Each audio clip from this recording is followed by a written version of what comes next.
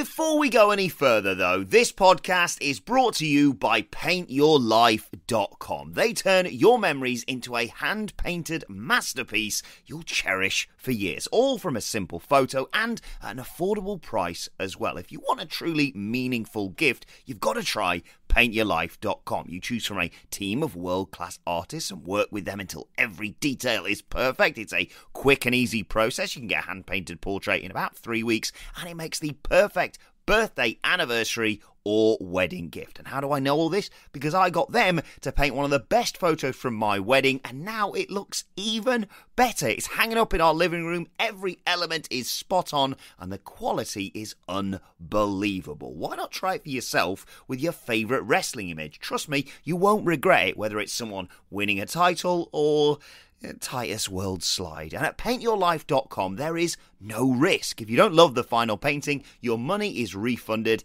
guaranteed. Plus, right now, as a limited time offer, get 20% off your painting. That's right, 20% off and free shipping. To get this special offer, text the word culture to 64,000. That's culture to 64,000. Just text culture to 64,000. Paint your life, celebrate the moments that matter most. Terms apply, available at paintyourlife.com/terms. Again, text culture to 64,000.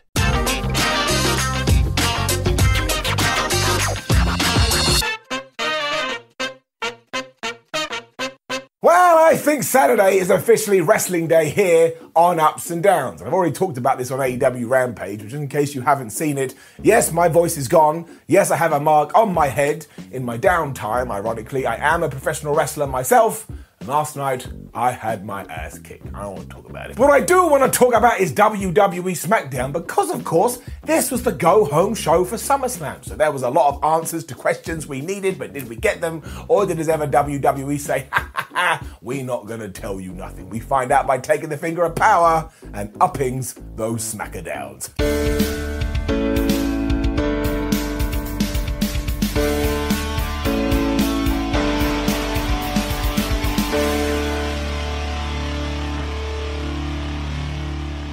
So really, wrestling was just awesome on this Friday night because SmackDown did start with Edge, who came to the ring and he had gone, I think I need to cut a really good promo in order to get people super pumped for my match against Seth Rollins.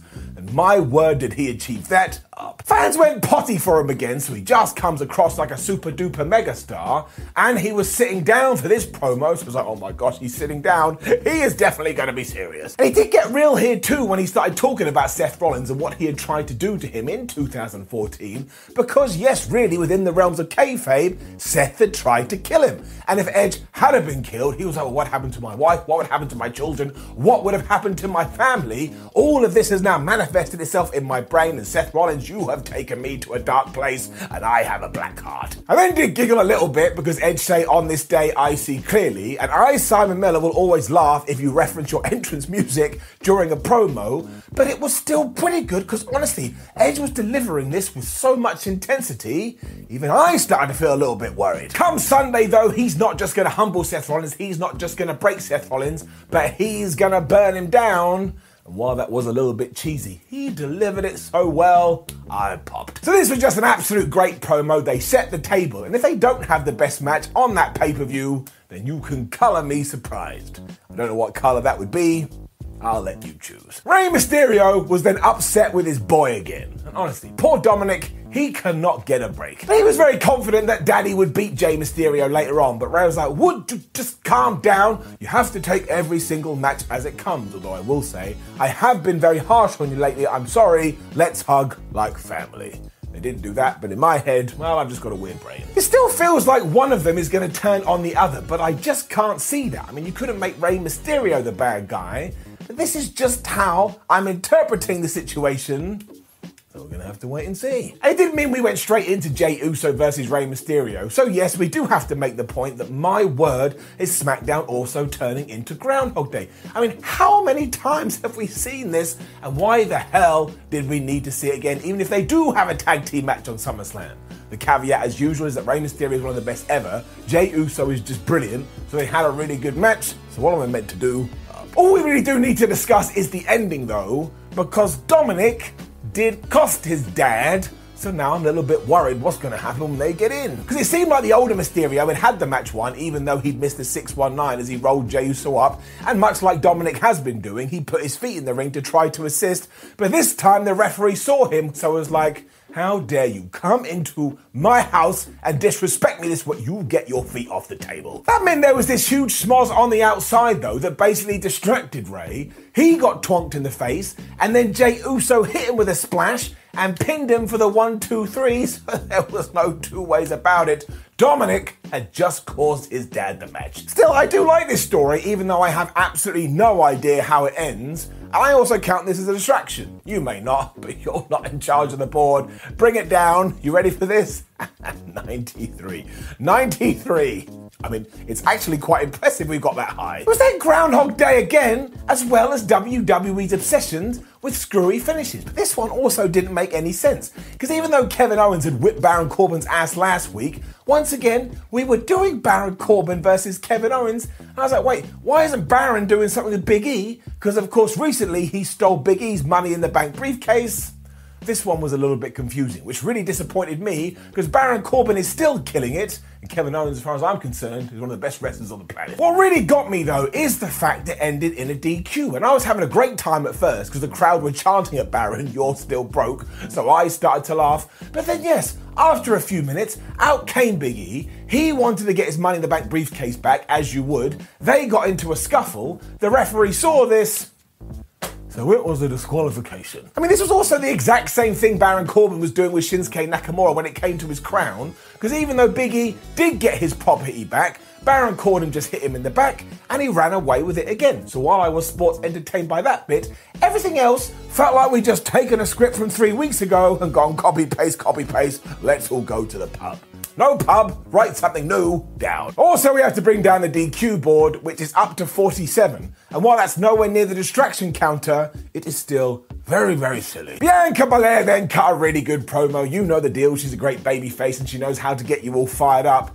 But later on, she is going to take on both Carmella and Zelina Vega in separate matches. And that was a bit like, I don't know whether we need to see that. But the real worry is that there's rumours out there that Sasha Banks isn't going to be cleared to work SummerSlam, and we didn't see her throughout the night. So yeah, this one may not be happening. Right, okay, look, quick point. Next up, we had Nox and Shotzi taking on Tamina and Natalya. Now, this was all fine, because obviously Natalya got injured and she's back, so that was awesome to see. And it was also great that WWE hadn't forgotten they were feuding.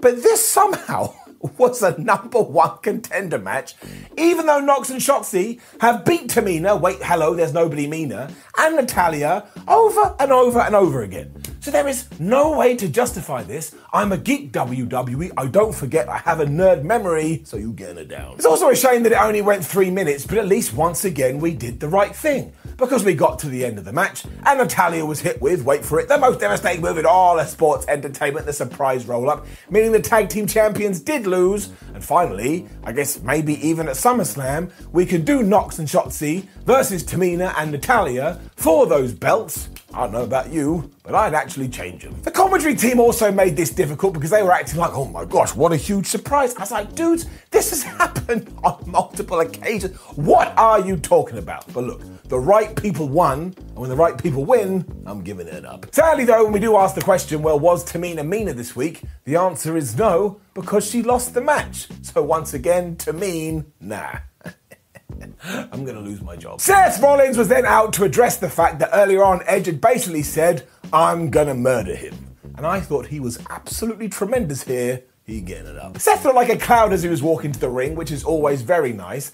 And he absolutely smashed it out the park to begin with, because the fans started going, we want Edge. We want Edge. So Seth went, you've seen Edge, now you've got me, deal with this. This meant he got all the boos thrown his way, but he didn't care about this because he wanted to make it very clear that he thinks every single fan around the world is a massive idiot, but also, nice and simply, he is better than Edge, and he will prove that at SummerSlam. At that moment, though, the Brood theme started to play, so I started having a great time because the Brood theme is an absolute all-timer, and Crazy Edge came on the big screen looking like it was 1998 again. And then this is the reason that Seth Rollins was wearing just a white suit. Edge gave him a bloodbath, meaning the red stuff fell from the ceiling, and this was actually a tremendous visual. So yeah, it looked absolutely awesome. This was a great way to hit my nostalgia gland and get me even more excited for this match. And I know I've said it once, but I'll say it twice, I'll even say it thrice. They have put themselves in just the best position to have the match of the night in around about 12, 13, 14, 15, 16 hours.